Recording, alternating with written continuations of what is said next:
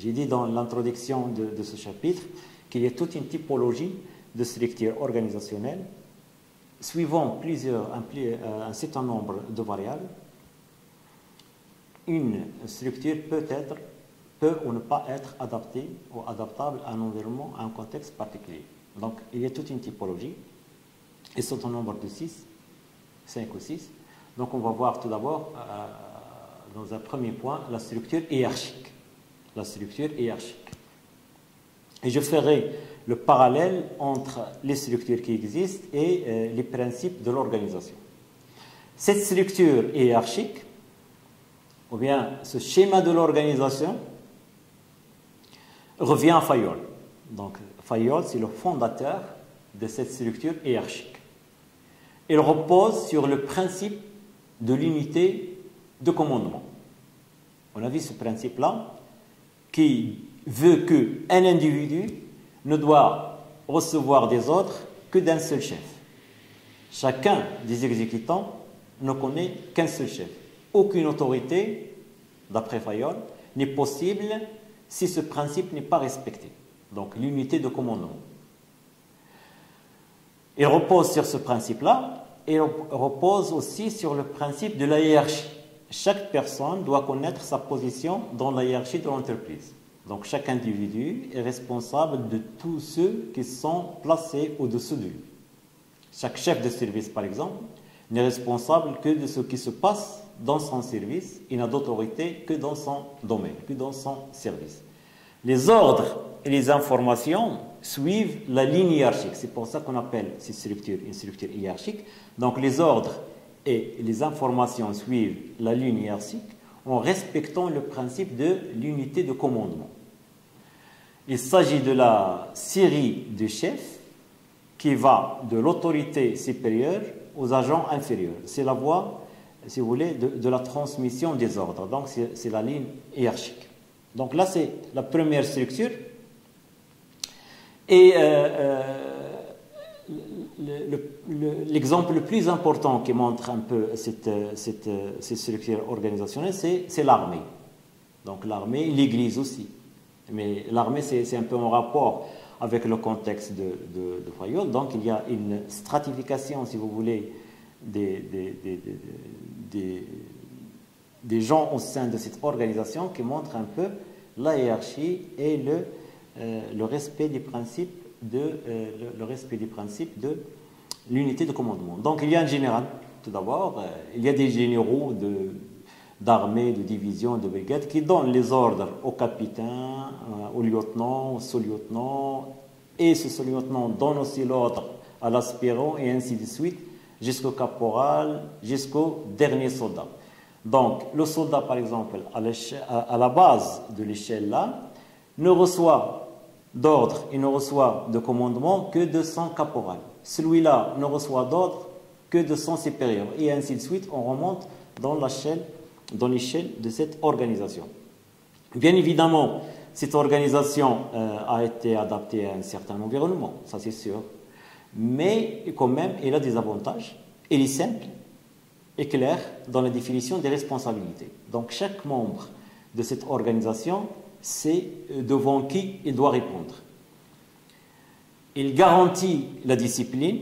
Donc là, c'est un concept aussi de Fayol, qui lui aussi découle d'un certain contexte, grâce au principe de l'unité de commandement. Mais son principal inconvénient, du moins dans le cas de l'entreprise, il réside dans le problème de la circulation de l'information. Donc l'information circule de manière très, très lente. Parfois, il risque de dévier.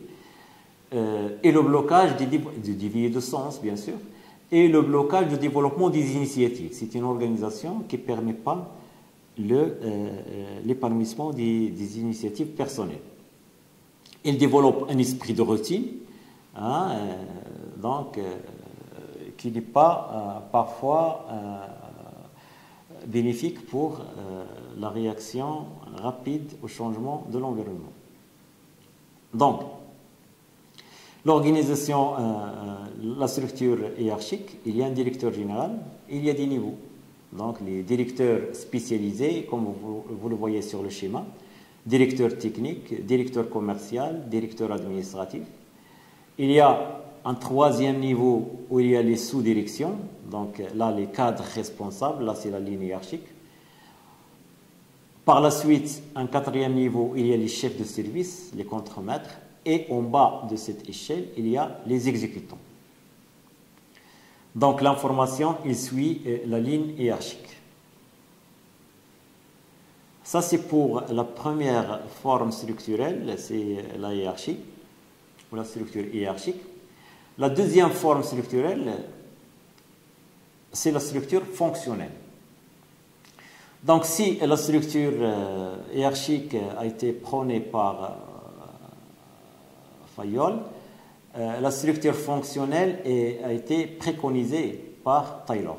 Donc, il repose, elle aussi, sur les principes du Taylorisme, notamment le découpage de l'entreprise par domaine de compétences. Rappelez-vous que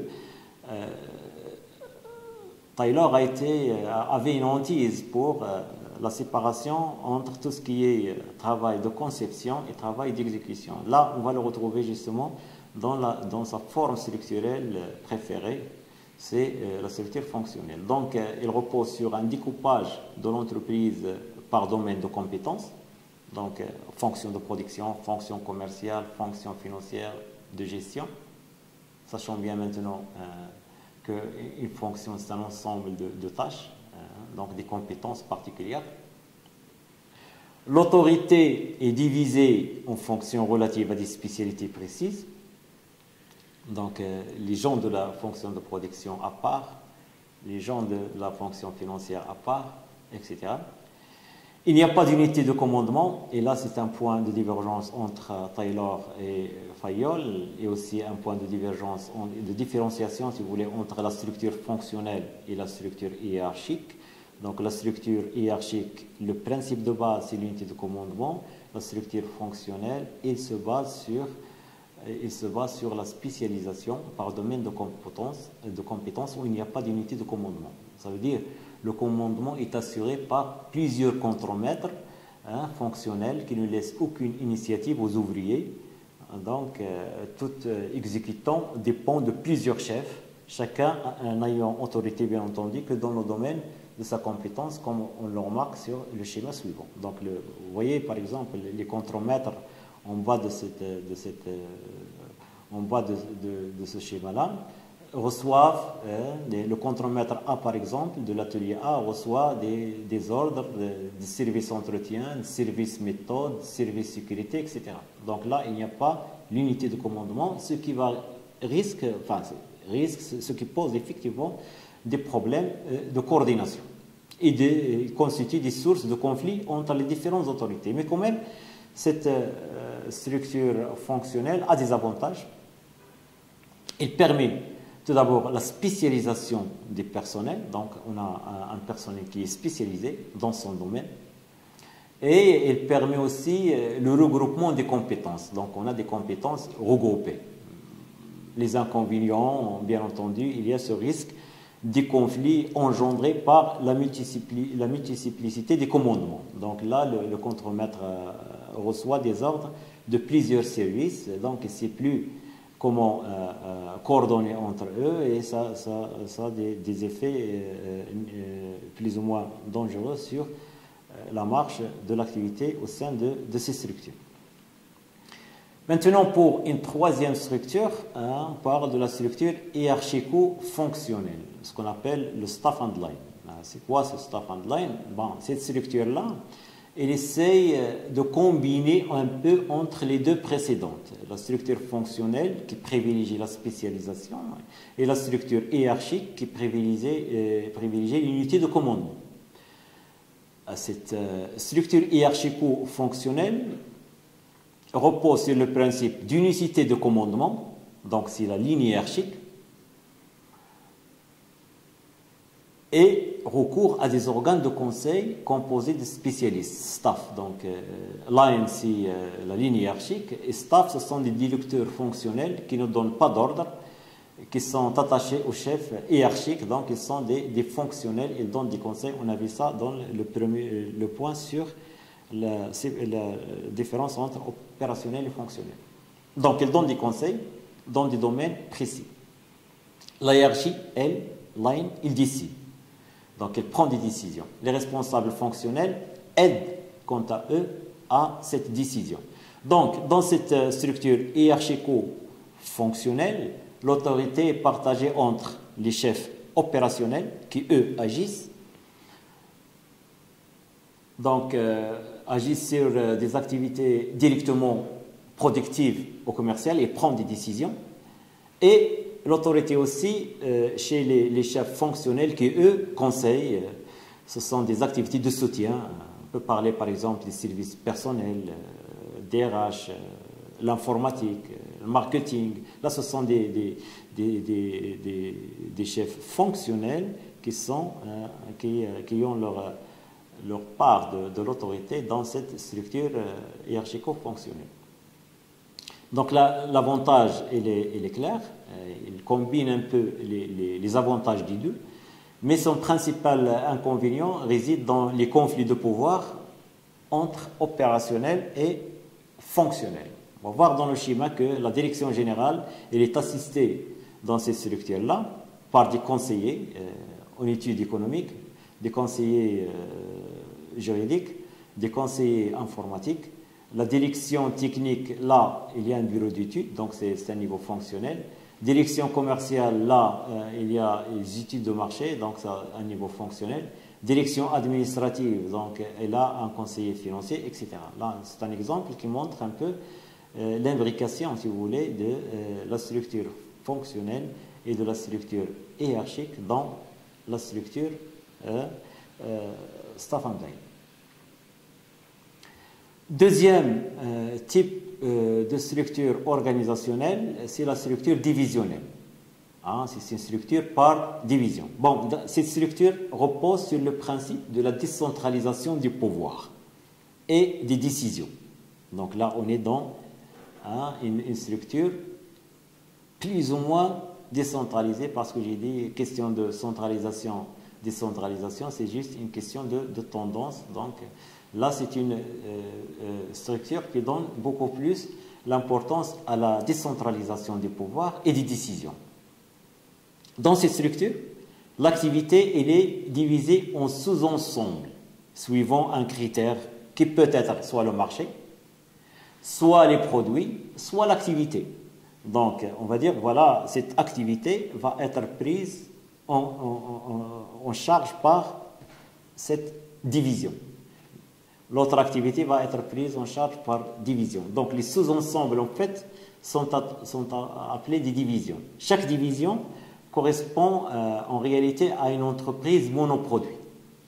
Pensez par exemple à une entreprise qui est diversifiée, donc il fabrique en même temps plusieurs produits, et chaque produit va être pris en charge par une entreprise à part, au sein de la même organisation. Donc cette division va travailler un seul produit comme étant une division tout à fait indépendante. Donc il existe une décentralisation des pouvoirs, une décentralisation des décisions. Donc là, c'est la structure divisionnelle.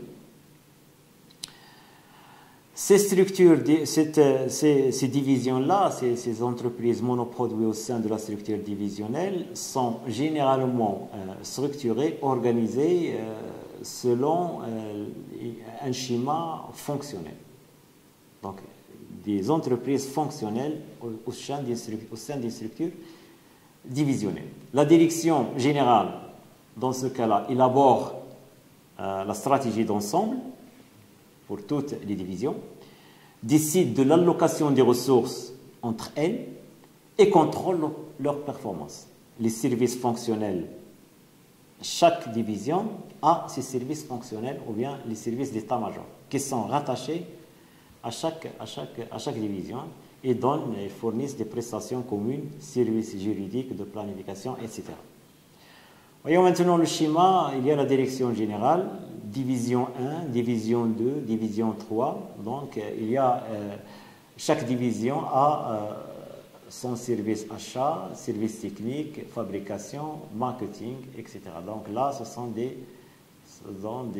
services fonctionnels qui aide cette division, cette entreprise à réaliser ses objectifs. Là, on ne sait pas cette division sur quelle base on peut la retenir. Est-ce qu'une division par produit, par zone géographique ou par activité, mais en tout cas, l'architecture est la même. Les avantages de cette structure divisionnelle résident dans le fait que la direction générale se libère des activités opérationnelles et se concentre sur les activités stratégiques. Les divisions ont une certaine autonomie, donc une culture commune des produits se développe à leur sein. Elles réalisent une meilleure coordination, etc.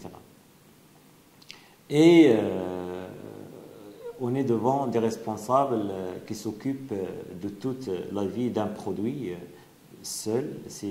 Il s'agit des cas de la division sur la base de produits. Cette structure divisionnelle a aussi un autre avantage très important, c'est qu'elle aide à la mise en place de stratégies de diversification. Donc les entreprises les plus diversifiées adoptent généralement cette forme d'organisation. Il y a quand même un certain nombre d'inconvénients. C'est une structure tout d'abord qui est coûteuse à mettre en place, multiplication de services fonctionnels, etc., comptabilité, marketing, etc., ce qui risque quelque part de pénaliser la recherche des économies d'échelle. Donc il y a une certaine dispersion des ressources. Il y a aussi un inconvénient qui consiste en des conflits insistants entre parfois des logiques différentes. Donc la même entreprise, mais avec des logiques qui risquent d'être différentes. Alors, la dernière structure, c'est la structure matricielle. Là aussi, c'est une structure plus ou moins récente. C'est une combinaison entre une structure fonctionnelle et une structure divisionnelle. Donc, on a vu que la structure divisionnelle, c'est la combinaison entre structure hiérarchique et structure fonctionnelle. Là, dans la structure matricielle, c'est une combinaison entre une structure fonctionnelle et une structure divisionnelle. Donc, deux logiques. Il y a une logique fonctionnelle et il y a une logique divisionnelle. La logique fonctionnelle est recherchée essentiellement pour préserver le potentiel des ressources. Donc on a vu que la structure divisionnelle, il y a un peu cette dispersion des ressources. Donc la structure matricielle, elle cherche à préserver ces ressources-là, qui restent centralisées. Donc on est dans la logique fonctionnelle. Et il recourt à une logique divisionnelle pour développer des compétences spécialisées et conduire des projets complexes, nécessitant de multiples collaborateurs spécialisés. Donc, il combine un peu entre le découpage par fonction et par division. Chaque individu, dans cette structure-là, a deux supérieurs, donc deux chefs qui commandent. Donc, il n'y a pas déjà l'unicité de commandement dans cette structure. Un chef de projet évoluant en fonction des besoins et un supérieur permanent. Donc le supérieur, c'est un supérieur fonctionnel, il est toujours là, mais le chef de projet, il risque, selon les circonstances, selon les projets, de changer. Donc cette structure matricielle, elle est axée sur l'idée de groupe de projets. Pensez par exemple à une entreprise qui cherche à développer un nouveau produit, une voiture par exemple. Donc il constitue autour de ce projet-là une équipe de projet et il adopte une structure matricielle. Donc nous avons le schéma là, il y a la direction générale, il y a département marketing, département production, département personnel, département financier et verticalement, il y a le chef de produit A, chef de produit B, chef de produit C.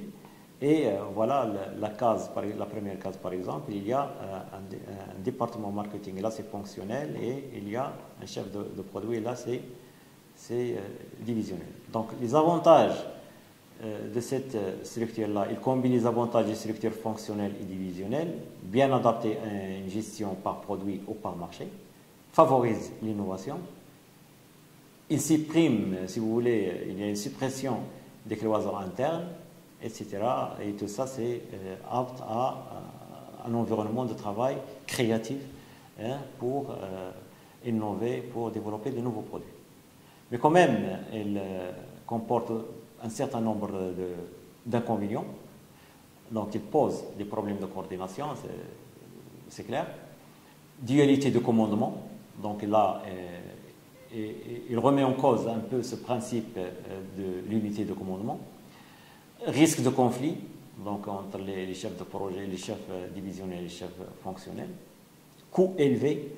Donc, mais ce qu'on peut dire, c'est ces inconvénients-là peuvent être rapidement dépassés parce que c'est une organisation qui se fait chaque fois qu'il y a un projet. Donc, il a une durée de vie limitée. Si on veut maintenant résumer les avantages et les inconvénients des différentes structures, on peut se référer à ce tableau synthétique et voir un peu, vous avez le type d'organisation, le mode d'organisation, ses avantages et ses inconvénients. Et par exemple, pour le mode d'organisation de la hiérarchie, de la structure hiérarchique, c'est l'unité de commandement. Ses avantages, il est simple et clair dans la définition de responsabilité. Ses inconvénients, c'est la circulation de l'information et le blocage des initiatives. Et il développe un esprit de routine. Pour la structure fonctionnelle, le mode d'organisation, c'est la spécialisation par fonction. Ses avantages, un organigramme simplifié et clair, des ressources concentrées, possibilité de la recherche d'économie d'échelle, responsabilité unique de chacun des membres. Les inconvénients d'une structure fonctionnelle, c'est une forte centralisation, donc une faible communication transversale, structure rigide et donc lente à réagir, mode de communication très lourd. La structure divisionnelle, elle a comme mode d'organisation soit par produit, soit par marché, soit par zone géographique, soit par activité. Ses avantages, c'est une structure qui est décentralisée. Il y a dans ces structures un recentrage sur les activités précises et qui est une structure adaptable, donc il est flexible. Ses inconvénients, donc il y a dispersion des ressources, c'est une structure qui est coûteuse. Il ne fait pas attention à des économies d'échelle, donc là il y a un problème de déperdition des ressources, ou dispersion des ressources, et il y a une faible spécialisation. Concernant la structure matricielle, son mode d'organisation se base sur la séparation entre les tâches opérationnelles et la gestion des produits. Son avantage, c'est la mise en commun des ressources affectées ensuite selon les projets, gestion souple des ressources disponibles. Ses inconvénients, c'est la dualité de commandement, les problèmes de coordination, et le coût de l'organisation, c'est aussi une organisation qui est coûteuse. Donc, en conclusion à ce chapitre, je peux dire que chaque entreprise est amenée souvent à se poser la question suivante: quel type de structure à choisir? Le choix d'une structure est influencé par plusieurs variables. Donc, il y a tout d'abord le secteur d'activité. Les entreprises qui travaillent dans un même secteur d'activité adoptent souvent des structures très proches. Ça, c'est un phénomène qui est connu. Le système technologique, donc, il modifie la nature des tâches et le degré hiérarchique. La taille de l'entreprise aussi, plus le nombre de salariés augmente, plus la structure devient complexe. L'environnement, moins l'environnement est stable, moins les structures hiérarchiques sont adaptées. Il y a aussi un autre facteur qui entre en ligne de compte pour le choix d'une ou de l'autre structure organisationnelle, c'est la stratégie. Donc il y a des auteurs importants, il y a des contributions théoriques très importantes qui montrent un peu ce lien entre la structure et la stratégie. Est-ce que la stratégie de l'entreprise induit une structure ou bien est-ce que la structure de l'entreprise qui induit une stratégie.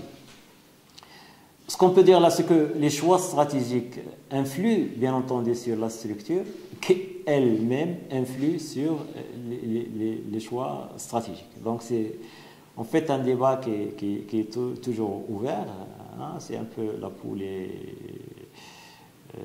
l'œuf, ça, on ne sait pas qui détermine qui, mais généralement, il y a une influence mutuelle entre les deux.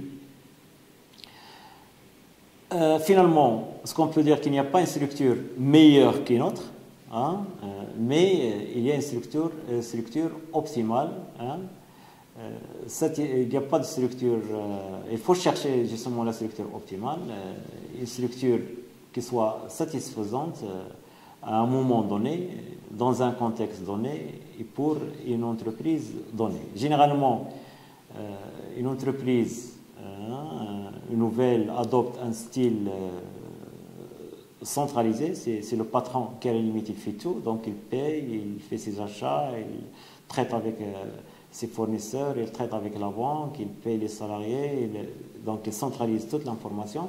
Au fur et à mesure du développement de son entreprise, se développe une stratégie, se développe une vision, se développe une manière de diriger, donc il a tendance à décentraliser, à adopter d'autres formes. Donc c'est la structure, finalement, c'est un outil qui permet à l'entreprise de réaliser ses objectifs.